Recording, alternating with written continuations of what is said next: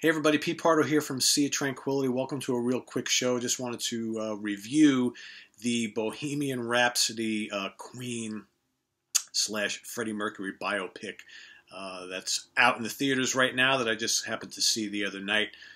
Just give you a little background. I've been a big fan of Queen for a long time, probably since the Game album. I guess I was about 13 years old when that album came out.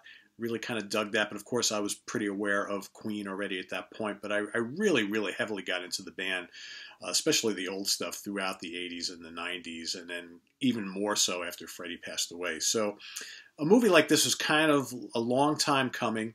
I've read numerous Queen, Freddie Mercury biographies and what have you, so pretty familiar with a lot of the story line that kind of going on behind the scenes when the band first started, and especially, all the stuff throughout the 80s and Freddie getting sick and passing away and all that stuff. But it was kind of nice to see like a really talented group of actors and a good director actually doing a very fine job telling the story, but also like recreating like the magic that they were able to give to their audience on stage, which I thought was extremely well done. And the actors specifically, I'm trying to get all the names straight here. So Rami Malek, who played Freddie Mercury, I thought was fantastic.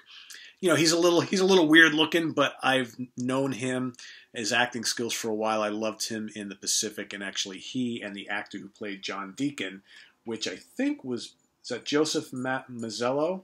I believe he played John Deacon. He was also in The Pacific. They were both great in that film together. Also, I thought Gwilym Lee was incredible as Brian May.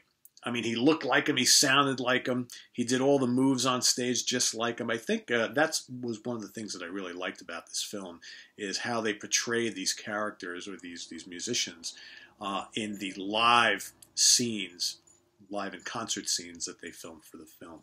I wasn't quite as enamored with the performance, and was that Ben Hardy? I may be getting that particular actor's name incorrectly, who played Roger Taylor. I didn't really think he did as good a job or as convincing a job of portraying Roger Taylor as the other three actors did of their roles, but not bad by any means. But it was just a very enjoyable film. About halfway through it, I was enjoying it, and I was like, yeah, this is pretty good. I'm not loving it yet. And then the whole second half of the film really just kind of took off. It was emotional. I think, if you've read any of Freddie's biographies or any Queen biography, one of the things that always kind of got me was to hear and read about just how lonely a guy Freddie really was in his personal life. He surrounded himself with all these people, and he had all these, people that he dated and had affairs with, and one night stands with, and all the drinking and the drugs. And I thought this movie was very tasteful too. They didn't go too far into the homosexuality part of it. Not that there's anything wrong with that, but Freddie was a bit extreme with that. They didn't go really, other than showing a tabletop with some coke on it. They really did not even talk much about Freddie's many years of indulging to excess with cocaine.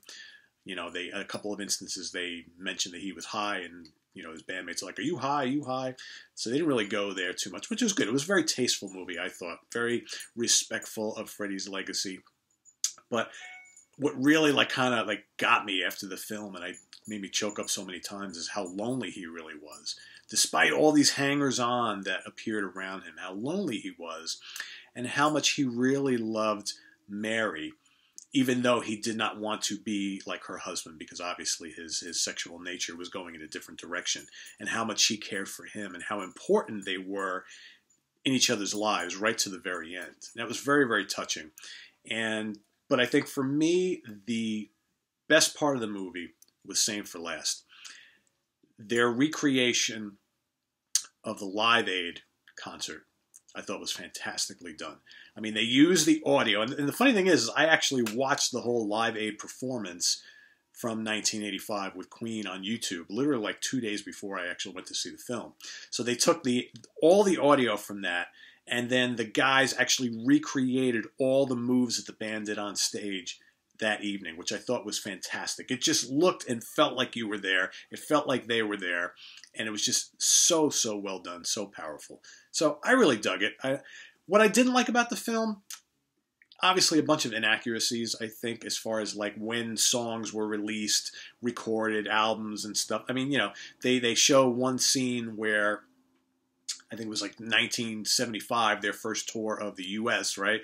And obviously, you know, Freddie's still got the long hair, and they're wearing all the, you know, the theatrical robes and all that kind of stuff, and they're singing "Fat Bottom Girl" live on stage. Which, as we know, that song didn't come out to their jazz album. They had already toured America tons of times by then, so obviously that was not incorrect.